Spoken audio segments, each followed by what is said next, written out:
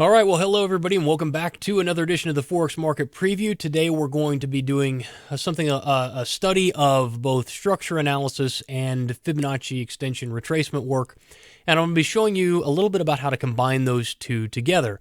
And we're going to be doing this on the pound dollar, and then I'm going to switch over into Euro New Zealand, I think it is, and we're going to take a look at a candlestick pattern that might give us some indication as to what may be going on and as we move into this week. Now, U.S. markets are closed.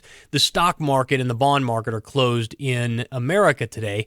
The currency markets are still open, but I don't like to trade the currency markets when the rest of the market is closed because it never gives us, markets are thin, it gives us good moves, and so I tend to take off. So if you're in the war room this week, tomorrow, no war room because I'm not going to be placing trades and we're not going to be looking at the market. So just take the day off and enjoy yourself, and we'll get back to trading on Tuesday. We had a really good week last week where the first week of trading was terrible. Second week of trading was awesome, recovered all of our losses from week one, and went into profit there in week two. So a really good show as we continue to trade and as the year kicks off. So today let's talk a little bit about structure and about how we combine a little bit of knowledge about how to read structure with some very important aspects of Fibonacci work.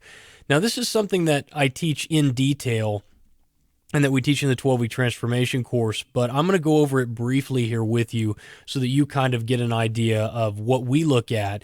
And we're going to be doing it on a larger scale than we would normally look at. We're going to be looking at a daily and a weekly time frame, whereas if you're part of one of the other programs we're on, we will focus mainly on like 15-minute and hourly time frames. But this gives us a really clear picture, as you'll see in a minute, of what's happening. So if we're here on our daily chart, the first thing that you're going to notice, or that you should notice if you're a student of structure and if you've been doing some of the work that I've told you about, is looking at what's happened most recently. So all of these little structure levels here have been violated as we've gone down. See how the market has continued to make lower lows all the way down, this being the new lowest low that we've attained most recently. And if we look left, after all of these structure levels are violated, the last little structure level that we had to look at was right here. And we see that that structure level was violated at the beginning, what was that, on the 7th, I'm sorry, on the 8th, we broke below. So we have been in a major downtrend, and if we consolidate the chart up, you can see just how far back that downtrend goes. I mean, here on the daily chart, it goes all the way back to 2014. That we've been in this downtrend, had a little bit of an uptrend here, and then resumed the downtrend, breaking that rather significant structure level from back in April of 2015. So that's a significant move. The pound continues to weaken against the dollar. Now, is it important that we understand why that is? No, it doesn't matter why it is. It makes absolutely no difference to our trading method to know the fundamentals behind why that structure has been violated, about why the dollar is weaker. And if you listen to people talk about it, they will give you 100 different reasons as to why that's the case. Well, it's this, and it's the fact that that it looks like we're going to have more rate cutting in the European Union or in the pound, or people are a little bit worried about what's happening over there. And you have other people saying, well, the American market is doing really well. None of it makes any difference. Who knows if they're right?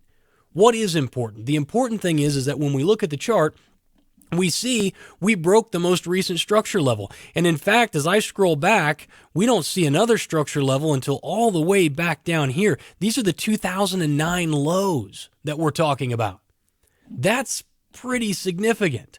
So I've got to be thinking to myself, okay, self, where's the potential trade setup here? So I'm going to go up from our daily, I'm going to bump a time frame. I'm going to go daily to weekly.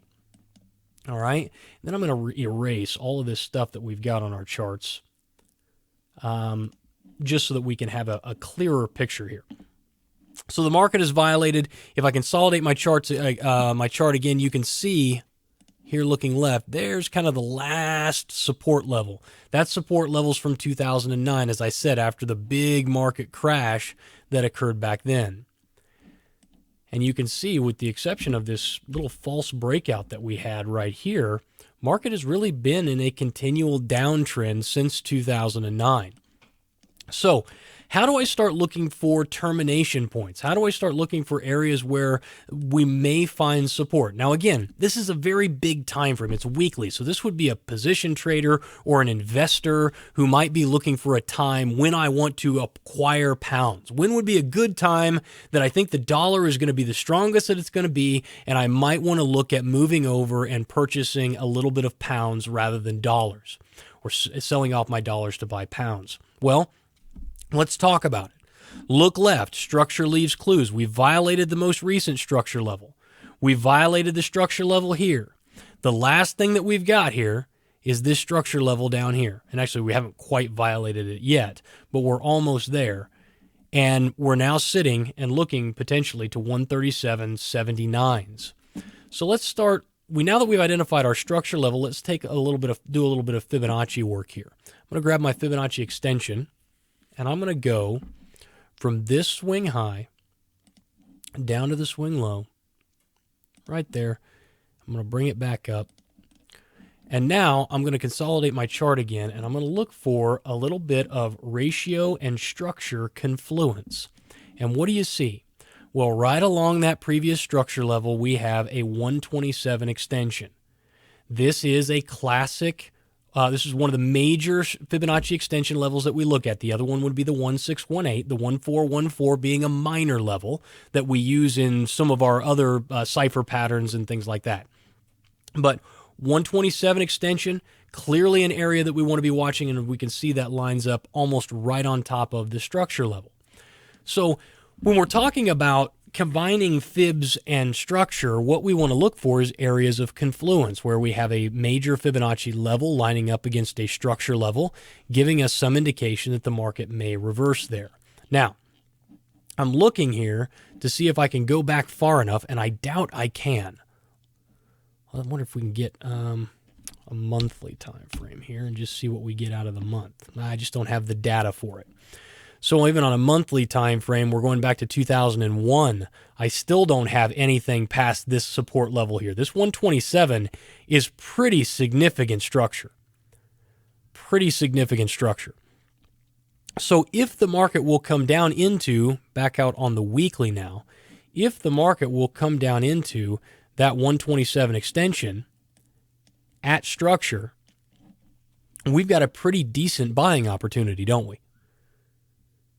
Now, let's think about something else. What else could happen here that could give us some chance to potentially get with the direction of the trend? Well, we could see a rally, couldn't we? The market could come in because we've got this little lip back here that has yet to be violated. So the market may end up turning around on a dime come Monday morning when the market's open, and we may rally back the other direction. Well, what do we want to look for in that case? Well, we simply want to look for a potential risk to reward that will work for us. We're in a downtrend, right? What's the most recent swing highs? Let's look. Here they are, right? It's the most recent swing high on the weekly chart. We could go down to a daily chart and probably find something a little bit closer, but let's just use the weekly for the time being since it's working so well and the structure is lined up so good there. It's good for training purposes. We get more detailed in it if we wanted to, but let's just keep it simple.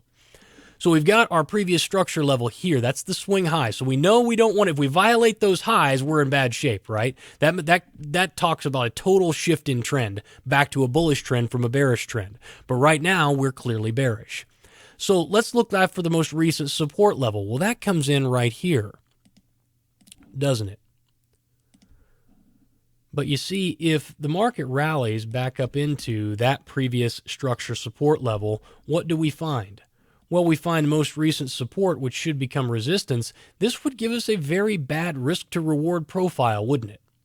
So we have to wait for the market to rally just a little bit higher. And this would be the trend continuation trade that many of you are so familiar with, that we do over and over and over again. And this is just simply a matter of looking for, okay, if the market reverses here, where would we have to retrace to that would give me at least a 1.5 to 1 risk-reward profile? Well, we'd have to come back into here somewhere around 152.40s.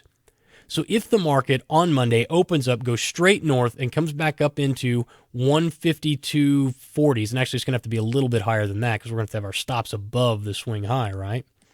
So we're going to have to be just a hair higher than that, something like, call it 145s, 150s area. That's going to give us about a 1.5 to 1 risk to reward profile. So if the market will rally back up into there, well, now we've got an opportunity to sell in the hopes that the market will come back down in to retest previous structure support before it violates the previous structure high. Now, a perfect example of how this works is the euro pound trade that I took this week. And this shows you, and we talked a little bit in the syndicate about discipline with this trade, because what we had was the market was in an uptrend, right? Clearly an uptrend here. And we broke out previous structure highs here. We violated those when we rallied up. So then we pulled back down, and we pulled back down into previous structure support or resistance, which should become support. I ended up buying there with my stops below the swing low here. So stops were down here where the red line is, and bought here. We got a little bit of a rally, then the market totally crashed on us and almost stopped us out within a couple of pips of being stopped out. And then the market just traded sideways all day. And I was watching some of the political debates that were going on around the house that evening while I'm watching this thing go sideways, just waiting to be stopped out. And then we started to get a little rally here as night pressed on. And right before I got to bed, we were about break even. And I said, well, I got to, it's a 50-50 shot here. I may wake up and it may have dumped over again, and it may have rallied up and hit our target. And sure enough, come the next morning, we'd rallied up, we'd hit the target, we'd made some money, and it was a beautiful little 43 pip trade. But that is a perfect example of how this trend continuation trade works. Now, this is a little harder to see because it's a little tighter. If we go back to our pound dollar trade, and I get back out on the daily chart, it's a little bit easier to see, isn't it, or the weekly chart, because the moves are a little bit bigger. So if we get that move, it's the same concept here, right? Market moves down, we violated the previous structure level, then we rally back up, boom, I got my risk reward that works right here. I short it, looking for a press back down into previous structure support before we break structure to be stopped out. Now, these particular types of trades are right somewhere, it depends on the sample size that we use, but somewhere between 55 and 60% accurate. My entire trading methodology, everything that I do, is going to be right somewhere between 55 and 60% of the time. And over time, now that doesn't count that some of the pattern stuff is more profitable than that, some of it is less profitable than that, and so it ends up averaging itself out to be somewhere around 55 to 60% accurate. I always have a risk reward that is greater than 1 to 1. Now, what does that mean? That means if I'm right more than 50% of the time and I have greater than a 1 to 1 risk reward profile, that means over time I should be making a ton of money. I should be consistently growing my account using that methodology. And sure enough, that's what we see. That's what we saw in the syndicate last year. This year, the first week was terrible. Our percent accuracy the first week was like 36%. Week 2, it was, last week, it was, 60%. So we're averaging out right now right around 51 to 52% accuracy in the first 2 weeks. It doesn't all come at once. It's not always win, lose, win, lose, win, win, lose, win, lose, win, lose. Sometimes you've got a string of losers and you finish a week off, and instead of being 50 or 60% accurate, you're 30% accurate. Then the next week you may come back, everything's hitting like clockwork, and you're 90% accurate. It's an average over time. But this is a great way for you guys to begin to look at combining structure and fibs together to create areas where you're likely to see reversal. And as we've seen here at this 127 extension around 38.50, high likelihood we're going to see a bounce at this area. So if you're an investor, for an example, and you're looking for an area to buy, that might be a good time to do it. But it doesn't matter whether you're an investor or a trader. If you're a trader and you're looking for a place to make money on a 5-minute chart, using the same structure and Fibonacci analysis is an excellent way to look for your entries. And then you can also use a much simpler trend continuation trade model like I've shown you here that doesn't really require a lot of fibs. It just requires that you be able to read structure and determine a risk-reward profile. I've always found that easier is better. So the easier you make your trading system, the better off you're going to be in the long run. Because the more complicated it is, the more things can break down, the more pieces of it you may not have tested for. There is a host of issues that can arise from having a complex trading system. So I have always found whatever methodology, whatever system we're using, the simpler we can make it, we tend to have more success and be more profitable with those systems. It's also easier to follow if you've got a simpler system. So complex does not equal more money. Having 15 indicators and oscillators on your chart does not improve the likelihood that you're going to have a winning trade. In most cases, it has been my experience over the past 10 years that in most cases, the more complex, the more junk you have on your chart, the more tools you're using to determine reversal areas or to determine entries, the less success you're going to have with that model. So we always try and keep it as simple as possible.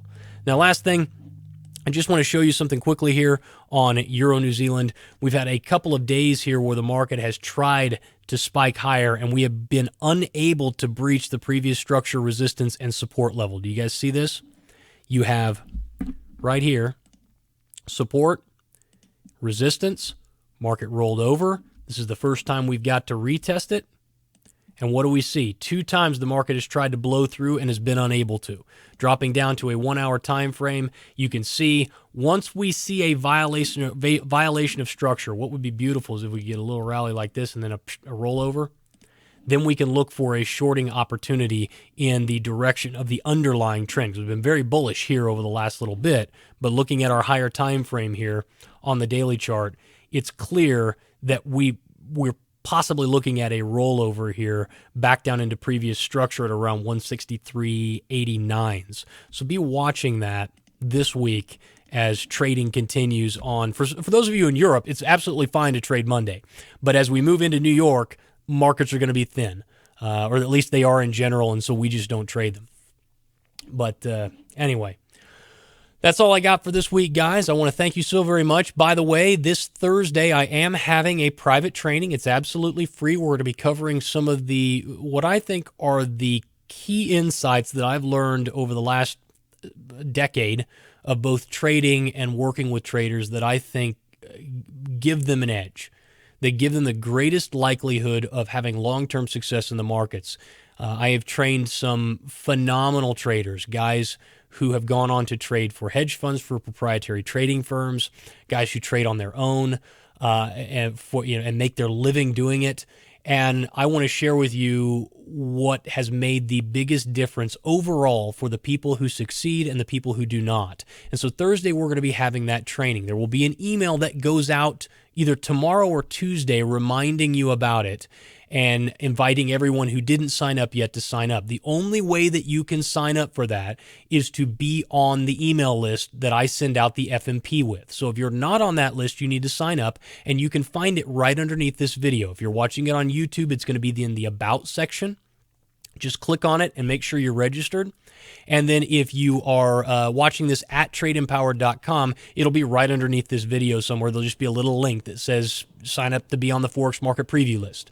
And we don't spam you. I don't send you a bunch of emails. In general, all you're getting from me is this video emailed to you every single week, along with some updates when we have free trainings and things like that. So if you're interested, go ahead and do that. If not, I'll see you back here next week. Until then, good luck, good trading, and we'll talk to you then.